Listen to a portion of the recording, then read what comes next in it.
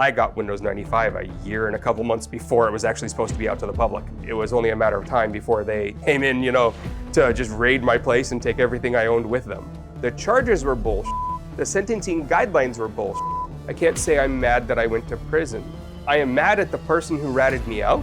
Anyone from General Pop who got moved into that section of the prison was usually dead within a few weeks. What you're about to see is part of our interview with anonymous hacktivist Gregg Housh.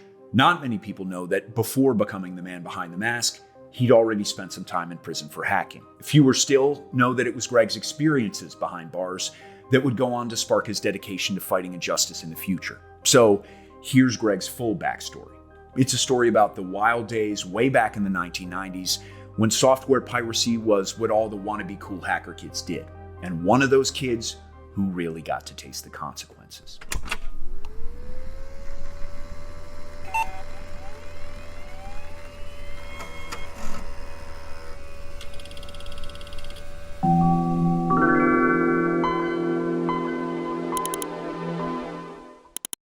Stolen computer software. It's everywhere. And if you have a computer, there's a very good chance that some of the software that you're running has been stolen.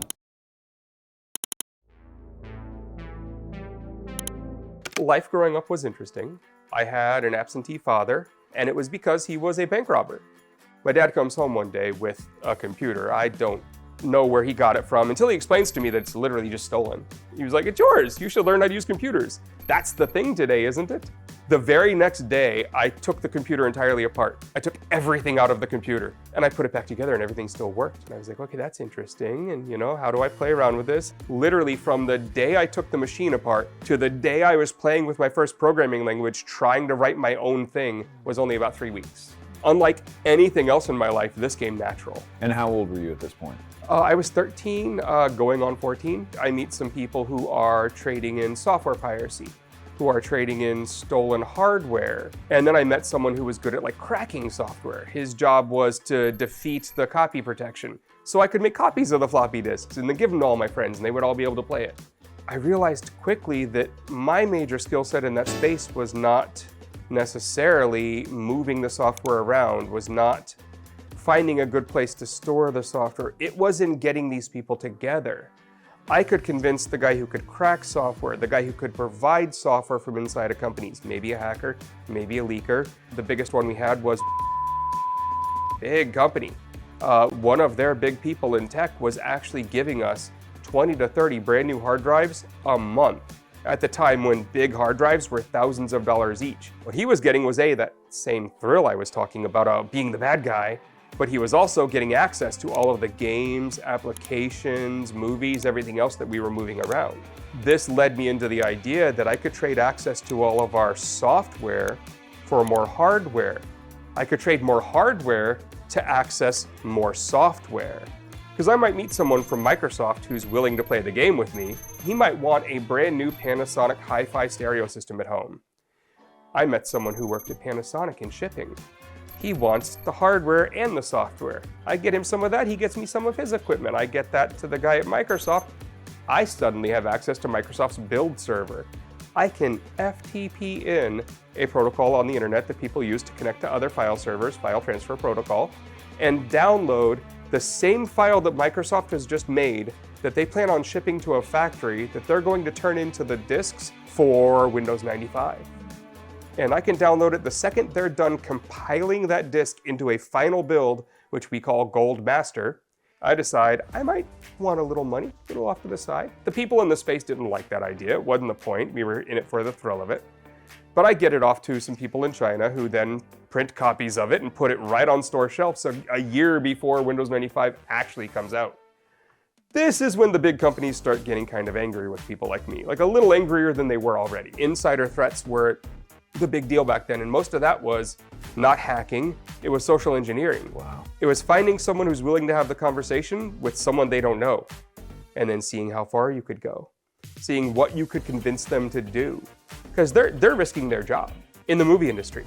Who's the guy who gets me a copy of a film before it hits theaters in near final form? I'm talking 6 months before it hits theaters. only a couple people have a final copy of that film on them. Turns out there's a guy in the 90s and in the 80s whose job it is to take that final one and fly somewhere in America so all the critics could go to a screening. Who takes the job that your job is to protect this film at all costs on private flights around the country, showing it to a small group of people with no one getting it off of your hands, right? Who takes that job? You hope that it's someone with an incredible amount of discretion. You hope it is, but it's usually some guy who thinks being able to travel the country in a private jet with a gun and acting like a cowboy is a fun job. And it turns out it's mostly that guy. And you know what that guy also likes? Doing bad things. And all you have to do is convince a few of them that in their travels, when they end up in a car, to put this little machine called a telecine device that you can put the film on, and then it will transfer to VHS in the trunk, and let that run while you're going to the theater, and then take the film out, and then no one saw the machine, and it's in a briefcase of yours that just comes with your travel goods. And so the film's never out of hands that they shouldn't be. The timing works. It's not like you were an hour late to the theater where it was happening. No. And then get me the VHS copy.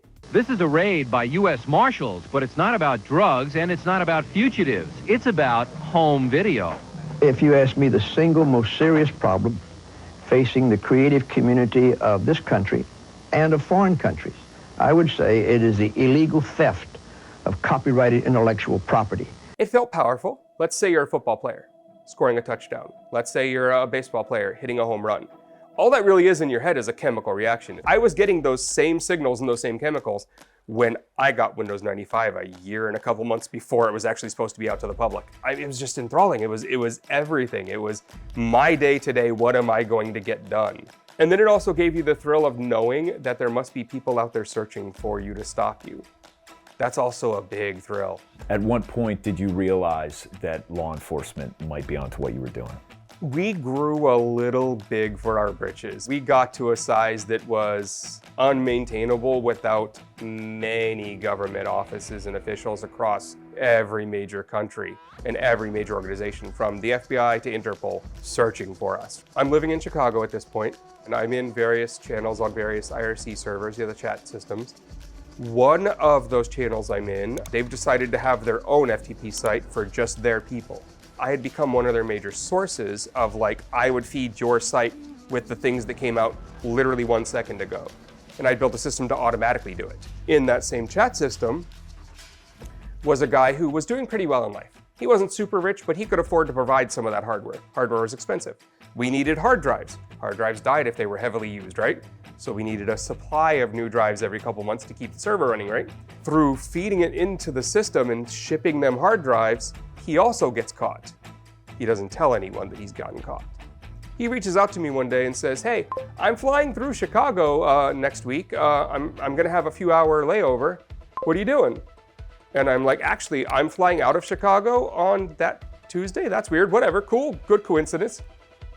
I now realize that that was him identifying me for the feds. Sure. They were watching at one of the other tables, making sure that he ID'd that I was me and that he had the right local information. He got my real phone number, and now they had me.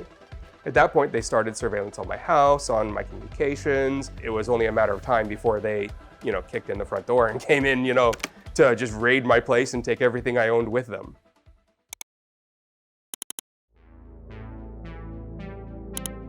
So I was asleep in my bedroom. They came in and just woke us all up. We're loud about it and we're, really, making a mess of the place. Some of them had their guns drawn and I'm like, we're hacker kids. You don't need your guns out, dudes. What's going on? They pull me out of the bedroom. They put me into the living room. They put cuffs on me and sit me down on my sofa.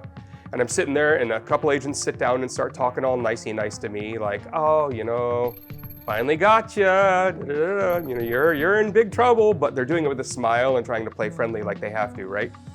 And there's another guy who's got a camera out and he's taking pictures and then putting like notes on everything. They take every piece of electronics, even the PlayStation they took. Like just in case I had like hacked it and modded it to be like a data storage device or something, or it was a hidden computer, like they took everything. So they take me in and they put me in an interrogation room and I'm like, I don't know anything until, my lawyer gets here, da da da da. It was a wild ride of 7 years of them trying to get me to turn on people, offering me sweet deals, doing the over-prosecution junk that they do, and me arguing that I was not going to plead to any of these charges because The charges were bull. The sentencing guidelines were bull. And I will go to trial and argue with you for months in front of a jury if I have to. And they were like, we don't want to go to trial, but we'll take you to trial and we'll win. Look at all our evidence. And we fought back and forth. Then we got onto the sentencing guidelines and it just kept going with shit. Finally, they gave up on me. And when I went in front of the first judge to possibly do a plea deal, the judge was yelling at them that 7 years was tortuous, that this was not a right to a speedy trial. What are you doing to this kid? And I'm sitting there looking at my lawyer like, did I get lucky? Did I get a cool judge? I went from facing many felonies and decades in prison to getting a plea deal that put me for a year in federal prison and allowed for good time and 2 years of probation.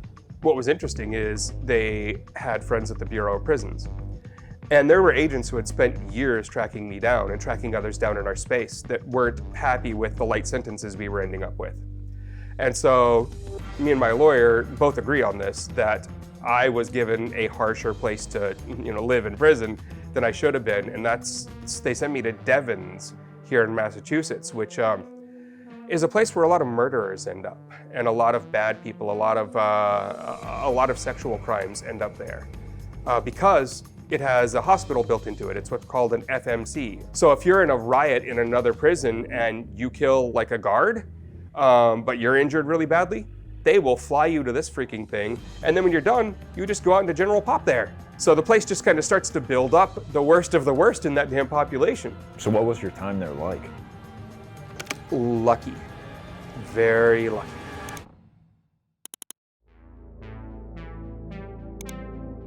I'm into poker. I like playing it. I never have enough money to play it in any way where I could possibly become rich off of it, but I enjoy playing it. And in the local poker scene, a couple kids had gone missing. They were at every game every night, and then they weren't. Who knows why, right? They put me out into general pop after I start in solitary for the first 27 days. But for surviving it, suddenly I walk out and everyone's like, most people don't make it that long and then also get out into general pop here. They usually end up in the hospital for a little bit.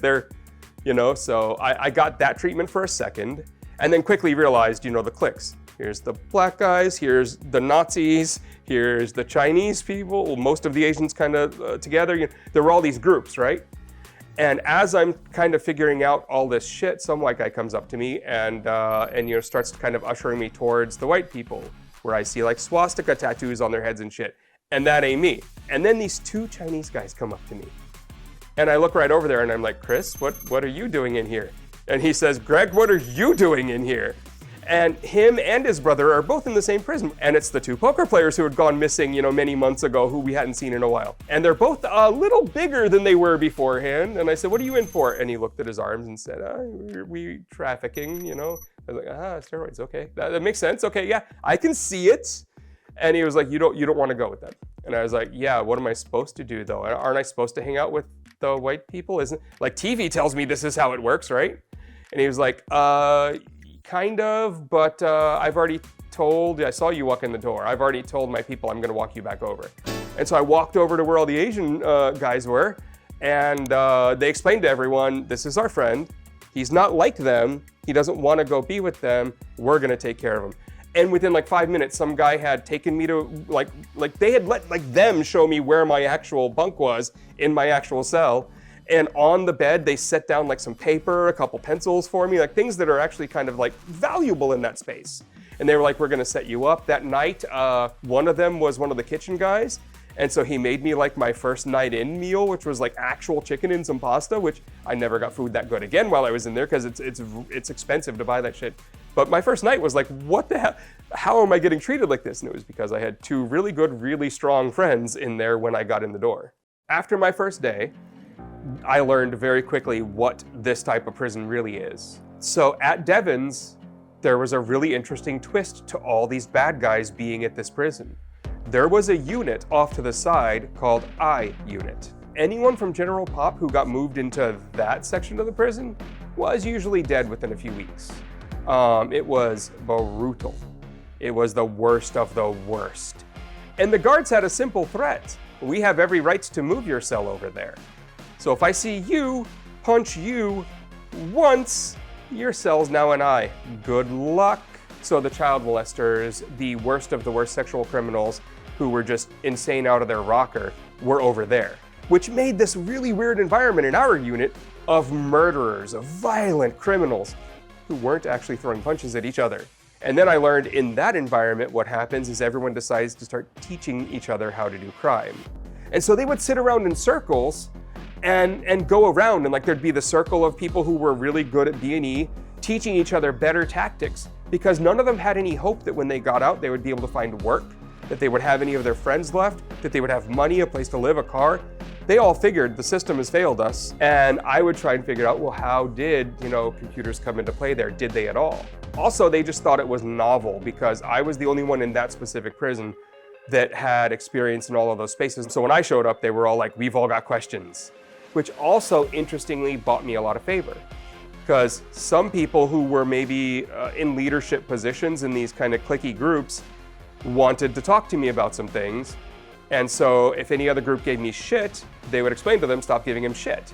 So I ended up in this really strangely, oddly protected kind of a bubble of everyone needed to talk to me. So while it sounded all fun and hunky-dory there with what I talk about my experience, I did not enjoy my time. My sleep hours were set for me. The food sucked. I had access to an old school typewriter with ribbon, and that was the most computing I had access to. While I was able to navigate it in kind of a safe bubble, I wasn't safe from the guards, the treatment of the prison itself, the fact that I was confined, that I couldn't leave. No, I did not enjoy my time. I just happened to, I think, have it a little easier than a lot of people go through. Do you feel like the punishment fit the crime? I feel like my punishment fit my crime in terms of the amount of time I actually spent in, not in terms of the amount of time they were trying to put me away for. I went into this knowing I was breaking the law, knowing what laws I was breaking, knowing the federal sentencing guidelines, all of it. So I knew what I was doing could lead this way. So I can't look back and say I am mad that I got caught, because that is absolutely, what is on the table for what I did. I am mad at the person who ratted me out, but the idea that I went to prison, that was part and parcel of being the criminal that I was. Tell me about what you learned. Did you learn not to get caught? Did you learn not to trust people? I learned that a lot of people were in there who didn't deserve to be in there. My first hint at maybe the system is unfair, at maybe someone should do something about this, started to creep in while I was in prison. I met someone who was serving a 6-year sentence for weed. That's total bullshit. And in talking to these people, I started talking to some of the people who were working with outside groups, like the Innocence Project, like the prison abolition groups. It was my first hint at maybe activism was a piece of my life in the future, but maybe it wasn't, I don't know, that's a big step. But it was the first hint at that. I got that in prison, learning about all the injustices that were happening to people that were in there. Spoiler alert, that hint pushed Gregg to do some really wild things later in his life. In a few short years, he would become one of the most influential voices inside the anonymous movement at the time of its founding, where he helped organize the protest against the Church of Scientology, which would become the first major action for the collective. We've already released our exclusive interview with Gregg, in which he delves deeply into that experience and how a few snap decisions helped create the movement and the iconic look that would go on to change the world. So, if you want to get the first-hand account of all that, make sure to check out this video.